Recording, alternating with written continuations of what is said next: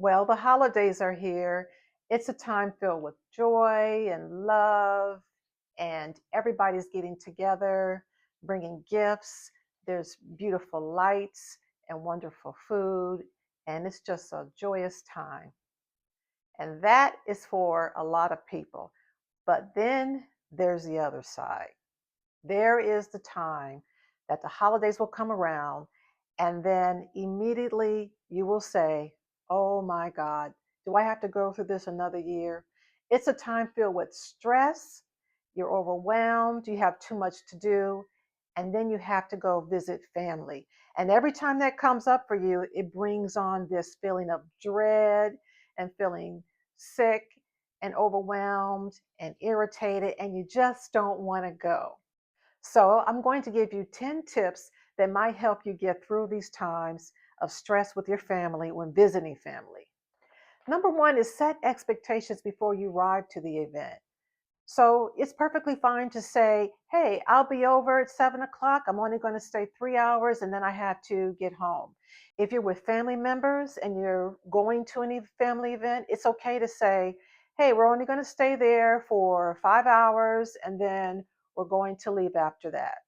Also think about those expectations. So if you're the one that's constantly bringing things to the event, you get that last minute phone call and someone says, "Hey, can you bring some bread? Can you bring some dessert? Can you cook a dish? Can you bring a cake?" Et cetera, and you're bombarded with requests that you've never agreed to in the first time. Now is the time to set those expectations to say, "I'm only going to bring one item this year.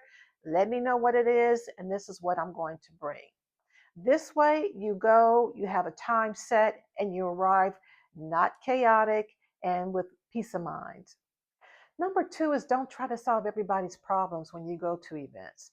So you might be that designated person everybody comes to for advice.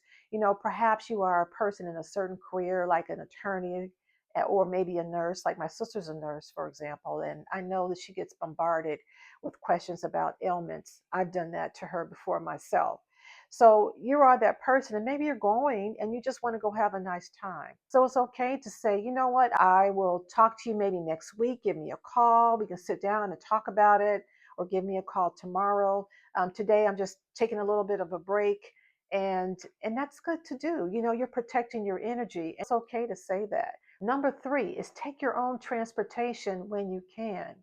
So, taking your own transportation really gives you the power to control the situation and dictate when you get to leave. Have you ever gone to an event with someone and then they say, "Oh, we're going to be there a few hours," and then you get there and you're there for like 10 hours and you're sitting there like, "Oh my God, I'm ready to go." And then they never are ready to go. Well, taking your own transportation alleviates that. I have clients that are in recovery and they go to events and they know at a certain time the alcohol use starts to pick up and they simply cannot stay any longer. So taking their own transportation allows them the ability to leave when they want to leave. So for you, you can go in and have a great time and know that in a certain amount of time, it's time to leave and you have your card to get you there. Number four is planning to have maybe some quiet times while you're at the event. So it's okay to say, "You know what, I'm going to take a little bit of a break and step outside and get some fresh air." Or maybe there's a quiet room in the house you can go to and sit. You can say, "I'm going to go check the messages on my phone. I'll be right back."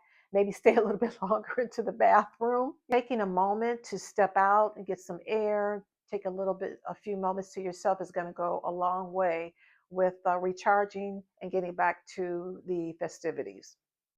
Number five is avoiding triggering topics. And you know what those are, right? It's politics, it's religion, it's weight topics. Also, money is a big topic. Try to avoid those at all costs if you can't handle them. My family, we pretty much talk about everything. We love to banter and talk and engage.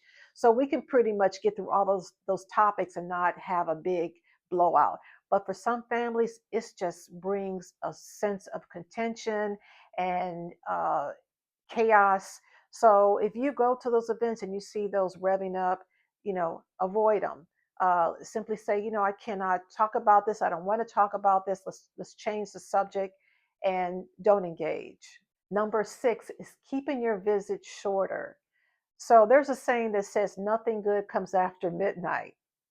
And I think what that means is that the longer you're at a place, the more chaotic it can be.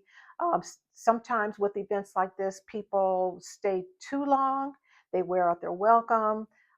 There's excessive use of alcohol.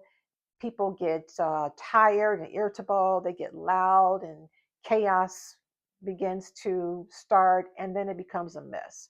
By limiting yourself to these shorter periods of time and going back to number one, saying, I'm only going to be here X amount of time, allows you to go in, have a nice time, and then it's time to leave. So here's a big one. Number seven, accepting that some family members simply cannot change. And I find this to be true sometimes with people that are elderly in the family. They're set in their ways, and you might go to an event and they just start in on everybody. Hey, you're getting fat, and look at you, you never done anything good with your life. And they just kind of rip everybody apart, right? And you just know that these people will just simply not change in how they, talk to people. And so why not just avoid that? Accept the fact that they're set in their ways, they won't change. They're going to come in to doing the same thing they do every year.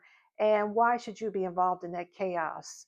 Just avoid that altogether when you can. Eight is centering yourself when before you walk into an event. So if you know that every year it's going to be a mess to go to these events and it's going to be stressful for you, you really got to get your head right before you walk in. It's not going to do you any good to go to the door and go in, guns a blazing, angry, irritable, mean, and just not wanting to be there. That really does set the stage for a bad night for you. So take a deep breath before you walk in. Tell yourself it's going to be fine. Let yourself know that, hey, I can leave anytime I want. Go in with a good attitude and think, you know what? I'm going to go in and have a good time and get along with everybody when I'm there. And that's going to go a long way with making your night more enjoyable. Number nine is creating new traditions and experiences.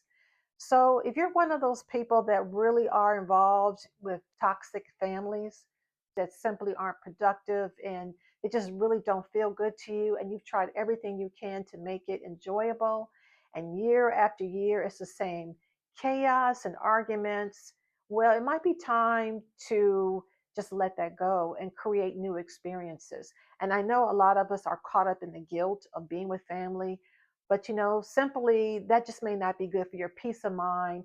It may not be good for the stability of your soul, and it might be time to change that. So create new experiences. Spend time with people that you consider family, even if they aren't blood. And if you feel compelled to go to these events with families, again, limit your visits. Keep it light, keep it simple, limit the visits, and then it's time to leave and go enjoy yourself doing other things that you create for yourself. So, number 10 is having a polite exit strategy when it's time to leave. So, it's okay to say, hey, it's getting late. It's time for me to go. My husband oftentimes says the wife is getting tired, so we need to, get out of here. This way, you're not wearing out your welcome. Have you ever had guests that have come to your home or your place and they just stay? They just don't know the cues of leaving? Well, don't be one of those guests. Go there, have a great time, set an amount of time you're going to stay, and then leave, even if it's family. Even for family, it could be draining.